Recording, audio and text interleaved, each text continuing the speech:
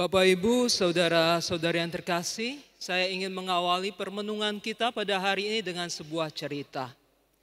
Adalah seseorang yang beberapa kali, seringkali ditegur oleh keluarganya.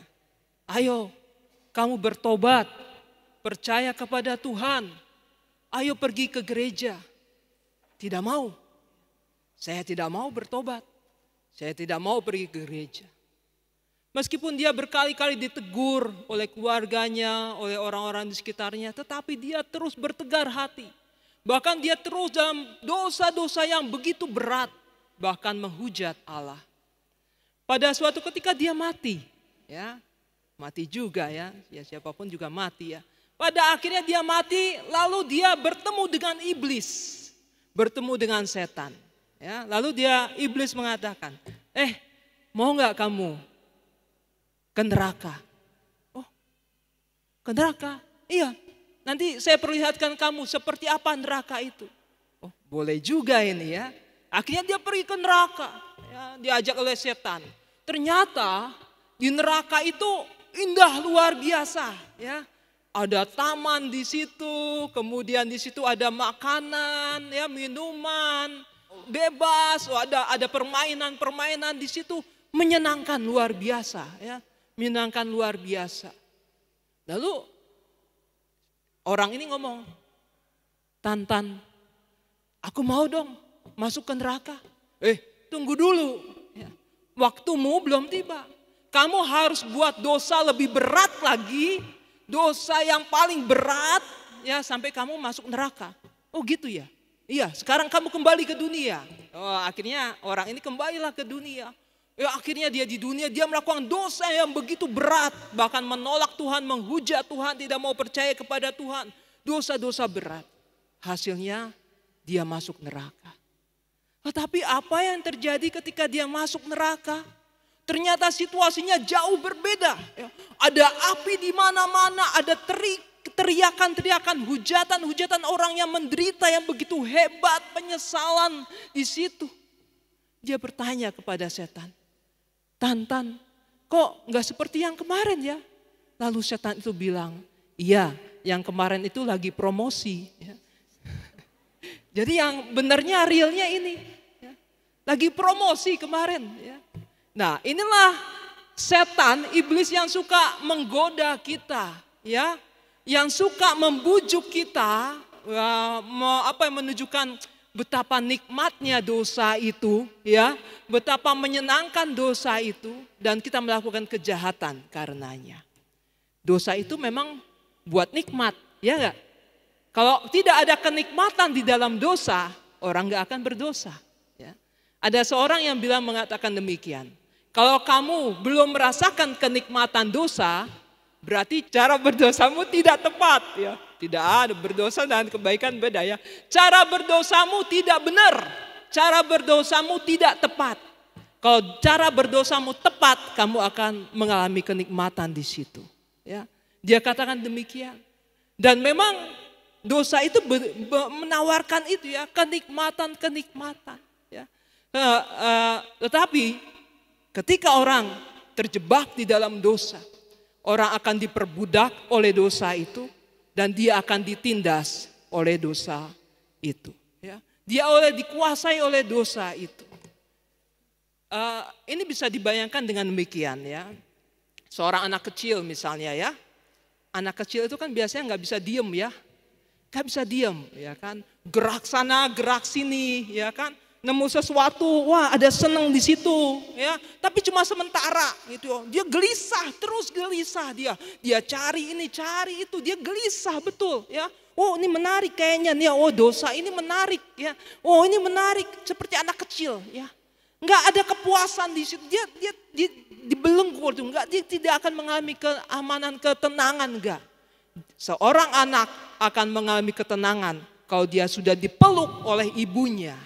Kalau dia sudah dipeluk oleh bapaknya, dia akan mengalami ketenangan. Dan sungguh menarik, Santa Teresia dari Lisieux itu membandingkan Allah itu bagaikan seorang ibu, ya, di mana dia dipeluk-peluk oleh Allah, oleh ibu, ya kan, ditimang-timang, dibelai-belai. oleh Allah. Maka ketika orang tergoda untuk masuk dalam dosa, meskipun ada kenikmatan, itu tidak ada kepuasan yang benar-benar puas. Ya. Santo Yohanes Salib mengatakan bahwa jiwa kita ini bagaikan sebuah gua yang dalam, yang tidak bisa dipuaskan oleh apapun juga di dalam dunia ini. Ya. Ada misalnya kenikmatan daging, ya. Ada misalnya keinginan mata, ya. Ada kesombongan hidup, tetapi itu tidak akan pernah memuaskan diri kita.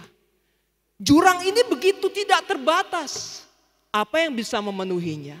Yang bisa memenuhinya adalah yang tidak terbatas, yaitu Allah sendiri.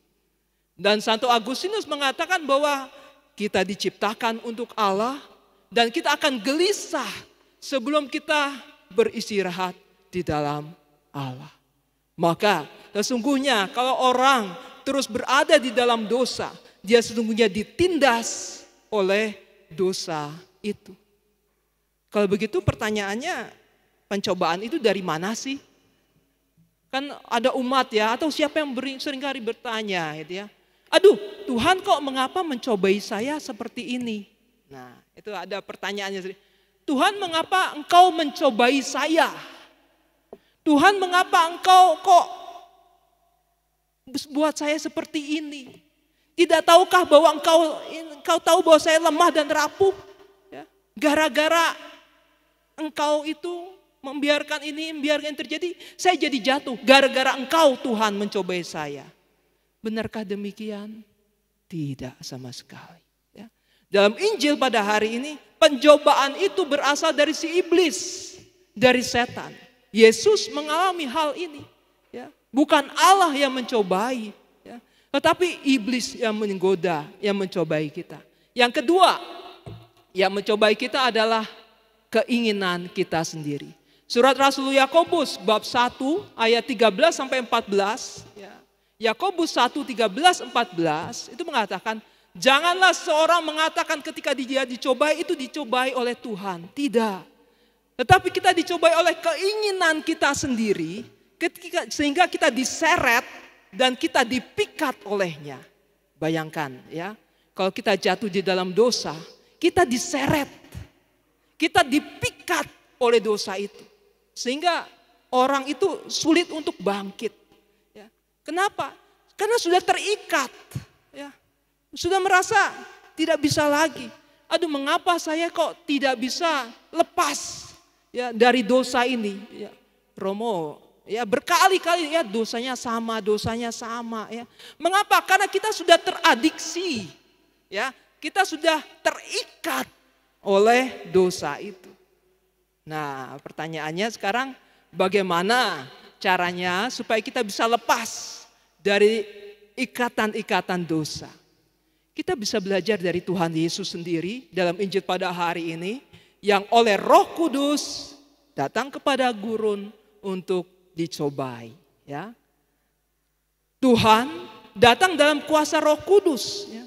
Jadi kuasa Tuhan inilah yang membuat orang itu bisa lepas dari segala ikatan-ikatannya. Ya. Kalau kita bicara soal padang gurun, kita ingat dalam perjalanan bangsa umat Allah, bangsa Israel selama 40 tahun di padang gurun. Ya. Kalau Tuhan Yesus dicobai berada di padang gurun itu selama 40 hari. Ya. Tapi bangsa Israel 40 tahun. Dan yang menarik, kita bisa belajar dari sini ya, bagaimana kita melepaskan ikatan-ikatan dosa kita. Ya. Bangsa Israel itu hidup di padang gurun. Ada apa sih di padang gurun? Nggak ada apa-apa. Ya. Padang gurun itu nggak ada apa-apa. Ya. Di sana memang ada satu keindahan. Ya.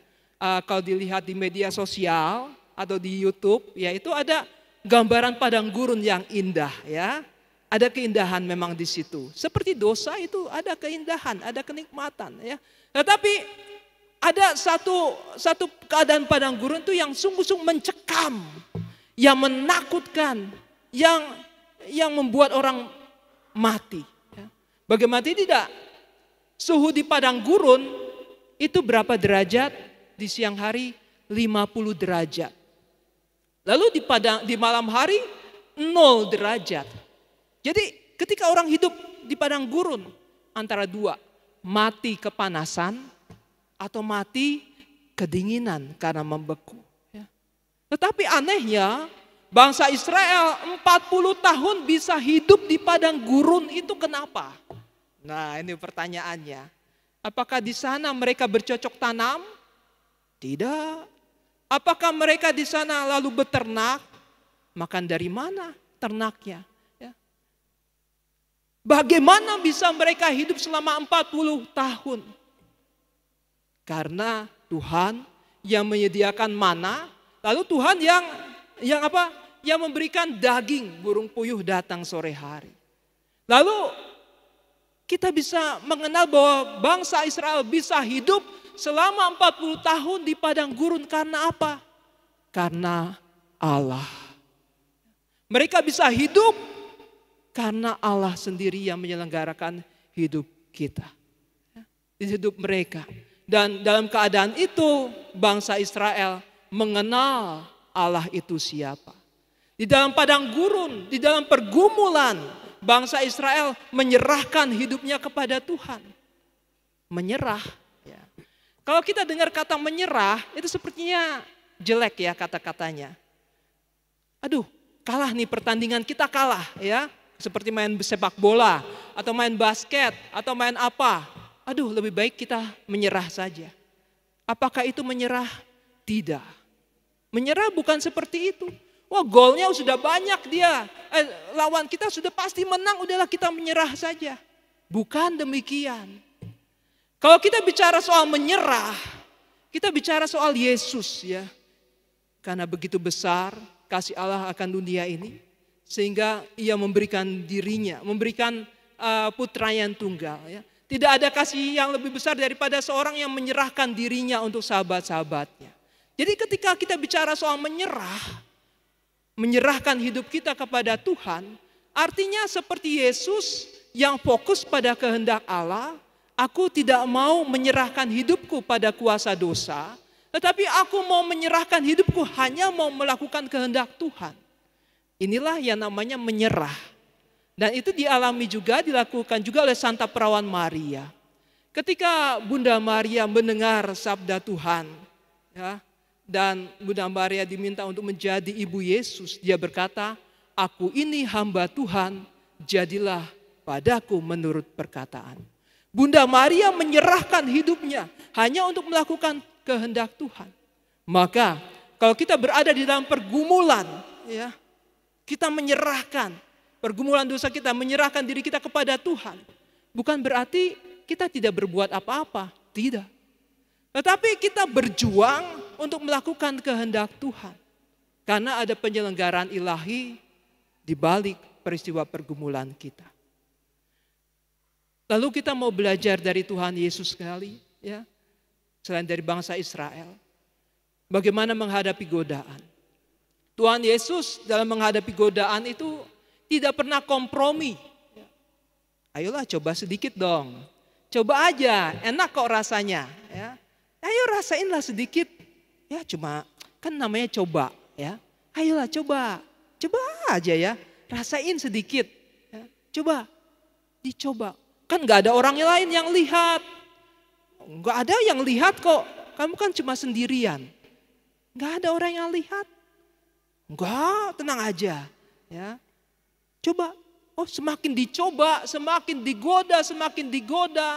Orang itu akan semakin terikat. Ya.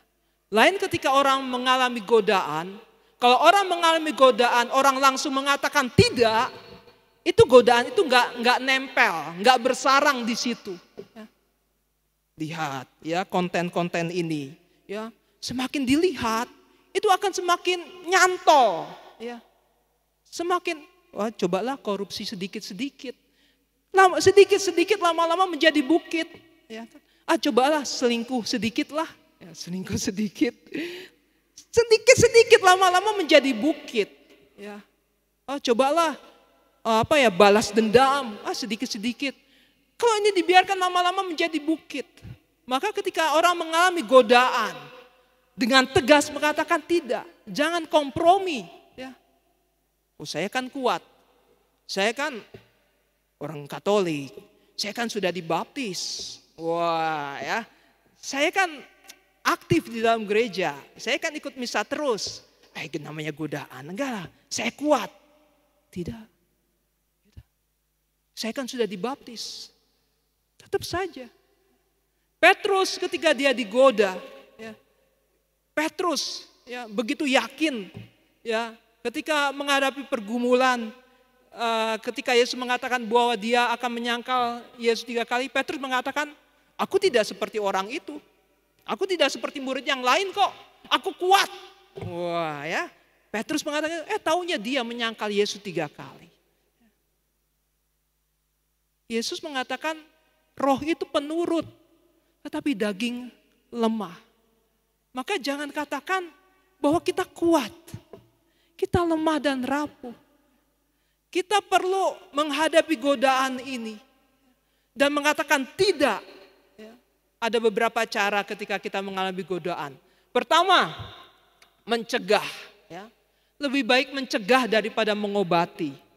Lebih baik berjaga-jaga daripada nanti terikat. Jadi lebih baik menghindar dari godaan. Jangan berpikir bahwa kita ini kuat. Tidak, kita lemah. Ya. Pertama mencegah. Ya. Kedua, ketika kita menghadapi godaan, tegas katakan tidak, jangan kompromi. Tegas katakan tidak. Ketiga, ya kan? Ketiga, ketika sudah melewati godaan, mungkin kita jatuh. Bangkit lagi. Bangkit. Bangkit. Dan kalau kita selesai misalnya berhasil, bersyukur kepada Tuhan. Bapak Ibu, saudara-saudara terkasih, tidak ada seorang pun dari kita yang luput dari godaan. Kalau kita ikut godaan, kita akan terikat, kita akan ditindas, kita akan menderita. Orang-orang di sekitar kita juga menderita. Kalau seorang bapak misalnya kecanduan oleh game, kecanduan oleh narkoba, kecanduan oleh seks bebas, yang menderita keluarganya, istrinya menderita, anak-anaknya menderita. Kalau seorang istri, dia kecanduan di dalam belanja, kecanduan di dalam pesta pora, kecanduan di dalam materialisme, yang menderita suaminya juga. Kasihan suami, kerja keras. Ya. Kalau seorang anak terikat ya oleh dosa-dosanya, narkoba, terikat pada seks bebas, dia memang rugi, masa depannya rugi. Tetapi nama keluarga, nama orang tua itu dipermalukan. Ketika kita berdosa, kita ikut godaan, kita menyengsarakan diri kita, tetapi juga menyengsarakan orang-orang di sekitar kita. Tetapi kalau kita mau jadi pribadi yang lebih baik, kita juga akan membuat orang-orang di sekitar kita baik. Kalau kita jahat, kita bisa bawa orang-orang kepada kejahatan. Kalau kita baik, kita bisa bawa orang-orang di sekitar kita kepada kebaikan. Yesus memberi teladan ini. Dia lepas, dia bisa menghadapi godaan, dan dia akhirnya mewartakan kabar baik kepada semua orang. Kita juga dipanggil untuk melalui ini semua. Yesus melawan godaan berhasil, bukan supaya kita tidak pernah mengalami godaan, tidak. Tetapi kita mau meneladani seperti Yesus untuk mengatakan tidak terhadap godaan. Karena sesudah melalui ini, ya, kita juga dipanggil untuk menjadi kabar baik bagi sesama kita. Kabar baik, Yesus jauh lebih besar dari segala godaan. Yesus juga mau melepaskan kita dari setiap godaan, memberikan kita kekuatan daripada godaan-godaan yang kita miliki, mau membebaskan kita. Pertanyaannya adalah, apakah kita mau? Apakah kita berani? Apakah kita tegas? Apakah kita mau berjuang?